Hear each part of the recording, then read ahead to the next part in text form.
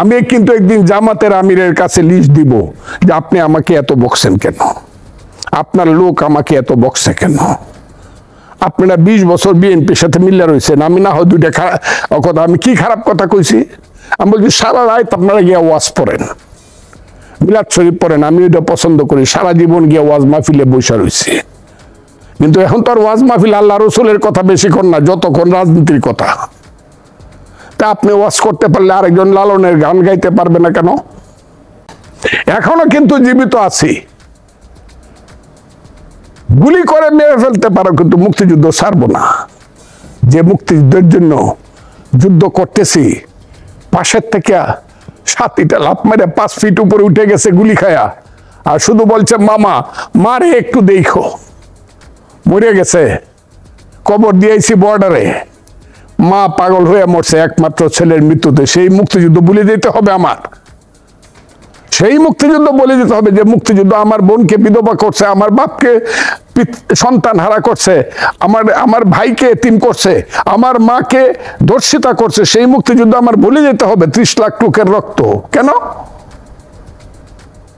6 মাস তারা বলেই নাই যে দেশে মুক্তিযুদ্ধ হয়েছে, কেন বলবে না? কেন এটা বললেই এই যে মৌলভী সাহেবরা আমারে বকবো, আমি নাম বলে দিতে পারবো। নাটক করতে পারবে না কেন? আমি কেন যাত্রা গান গাইতে পারবো না?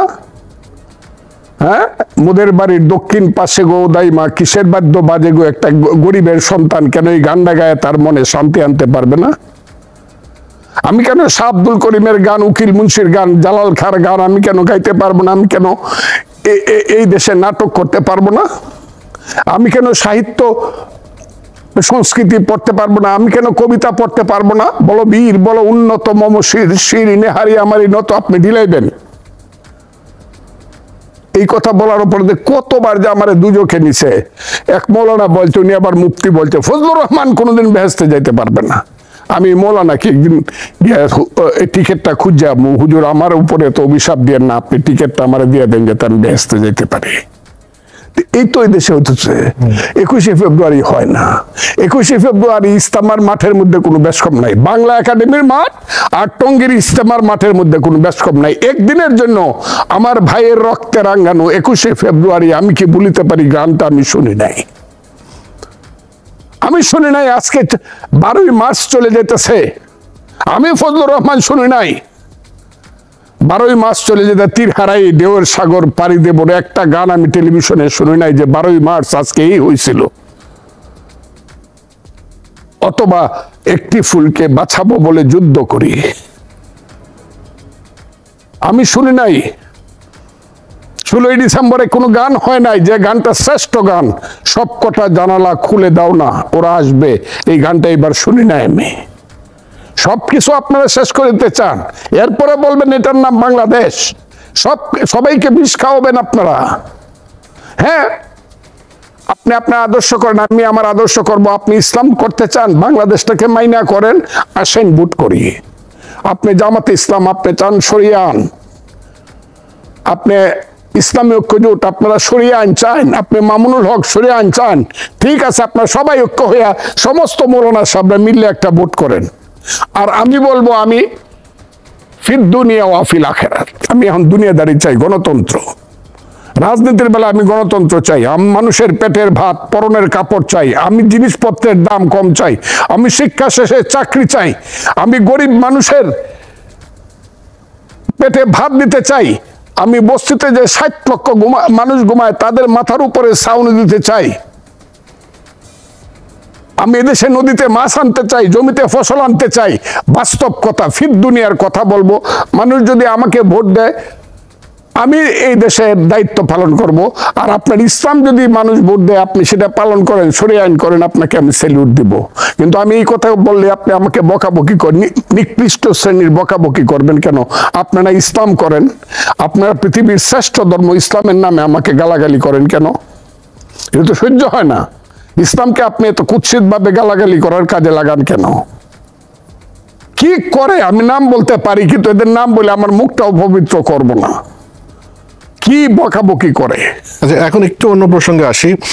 বিএনপি যে দলে আপনি বিএনপি চেয়ারপারসনের উপদেষ্টা, এই বিএনপি এখন কি এতদিন তো আন্দোলন করেছে, চেষ্টা করেছে স্বৈরাচারীকে বা পেশ সরকারকে পতন ঘটানোর, তারা অনেক জেল জুলুম খেটেছে, কিন্তু এখন কি বিএনপি ঠিক পথে আছে বলে আপনার মনে হয়? হ্যাঁ, ঠিক পথে আছে। এই যে এত অভিযোগ শুনছে যে আওয়ামী লীগ যেখানে চাঁদাবাজি করতো, দখলদারিত্ব করতো, বিএনপির লোকজন সেখানে দখলদারি চাঁদাবাজি করছে, এরকম অভিযোগ কি আপনারা পান? হ্যাঁ, পাই। কিন্তু দখলদারি চাঁদাবাজি কতজনে করতেছে? আমি আপনাকে একটা কথা বলি, মনে করেন একটা উপজেলায় 10টা লাইসেন্স ছিল আওয়ামী লীগেররা করতো। কি লাইসেন্স? Food licence. একটা উদাহরণ দিচ্ছি আমি, এই বাংলাদেশের সব মানুষ শুনুক। 10টা ফুড লাইসেন্স সব আওয়ামী লীগের হাতে ছিল। এখন তো আওয়ামী লীগ নাই, তো ফুড লাইসেন্সটা তো কেউ না কেউ নিতে হবে। কাকে দিবে? আবার আওয়ামী লীগকে দিবে? এই কথাটা আপনি আমাকে বলেন। আবার সেই লোকটাকে দিবে যে লোকটা পালায় গেছে গা, গত 15 বছর যে ফুড লাইসেন্স দিয়া সবকিছু লুট করছে, অন্তত তার লিমিটেশনের মধ্যে, এখন আবার তাকে দিতে হবে নাকি অন্য কাউকে দিতে হবে? এই কথাটা আমাকে উত্তর দেন। সেটা কি নিয়মতান্ত্রিক ভাবে তো দিতে হবে, নাকি জোর করে নিতে হবে? নিশ্চয়ই নিয়মতান্ত্রিক ভাবে দিচ্ছে। সেটা কি জানি ইউএন অফিসে যখন বসছে, সমস্ত রাজনৈতিক দলের নেতাদেরকে ডাকতেছে, সবাইকে বলতেছে আপনারা কে কিভাবে নিবেন বলেন, এবং নিতে হবে আপনি যৌক্তিকভাবে এবং আইনগতভাবে। তো এখন তো জানেন ইউএনওর যে পাওয়ার আছে ঠিকই, কিন্তু তার মরাল অবস্থাটা কি? পুলিশের পাওয়ার আছে ঠিকই, মরাল অবস্থাটা কি? কাজে তাকে পলিটিক্যালি হেল্প করতে হইতেছে। আচ্ছা, পুলিশের প্রসঙ্গ যখন আসলো, এখন এই অনুষ্ঠানটা প্রায় শেষ, আমি আপনাকে শেষ করে ফেলি।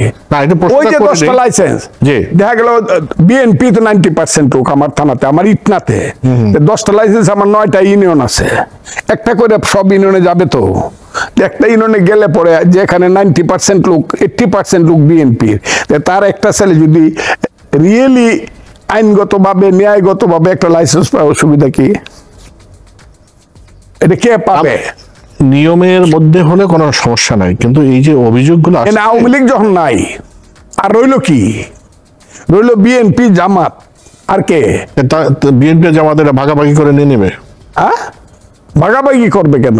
নিয়মতান্ত্রিক ভাবে হচ্ছে বলে আপনি মনে করেন? হ্যাঁ, নিয়মতান্ত্রিক ভাবে 100% নাও হইতে পারে, কিন্তু নিয়মতান্ত্রিক ভাবেই হচ্ছে।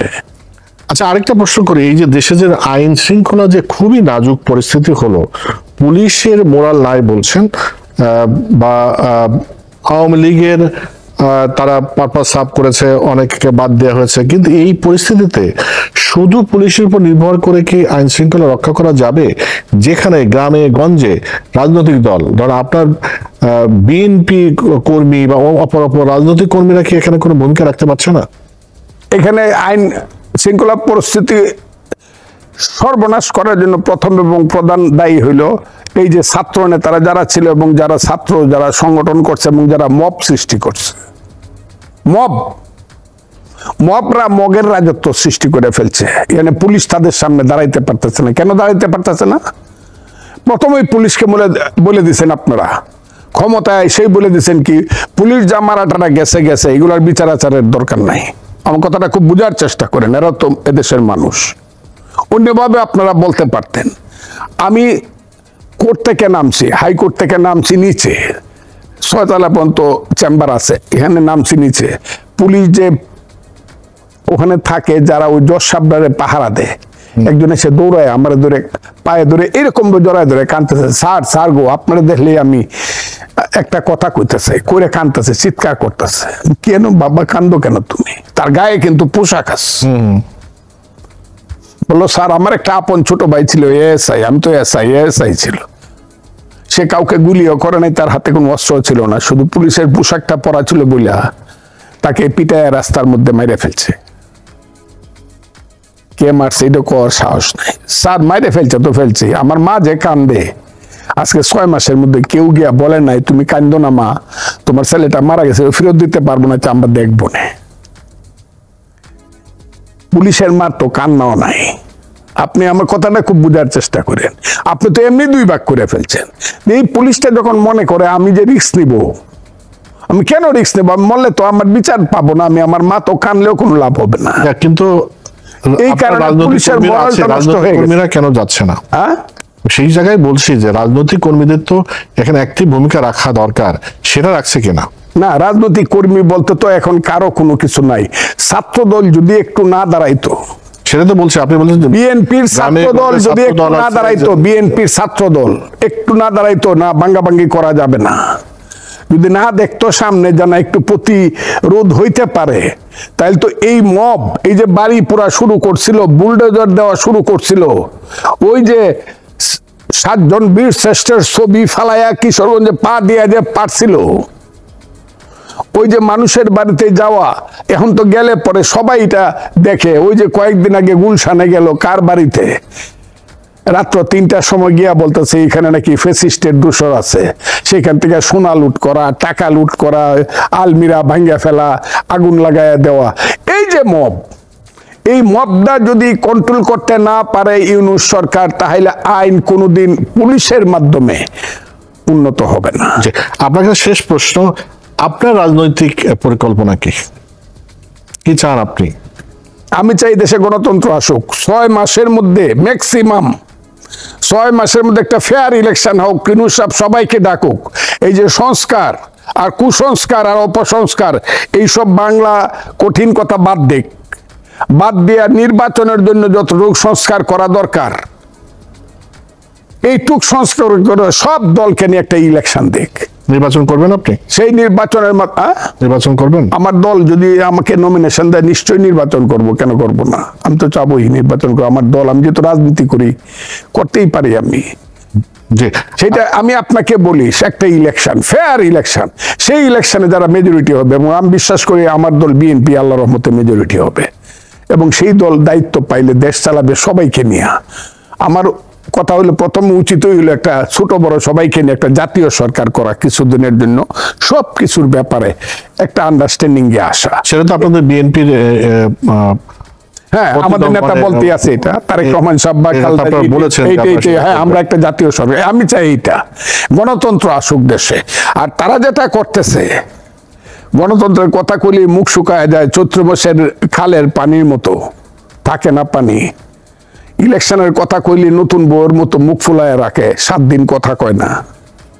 এই যে ঘটনা, যদি ইলেকশন সঠিকভাবে না দেয় এবং এই চক্রান্ত করে, সেই চক্রান্ত, এবং ছেলেরা যদি বলে এই হাসিনার বিচার না হওয়া পর্যন্ত ফাঁসি না হওয়া পর্যন্ত, ফাঁসি তো 15 বছর লাগবে মিনিমাম, তো 15 বছর এই ছেলেরা আমাদের ক্ষমতা দিতে হবে।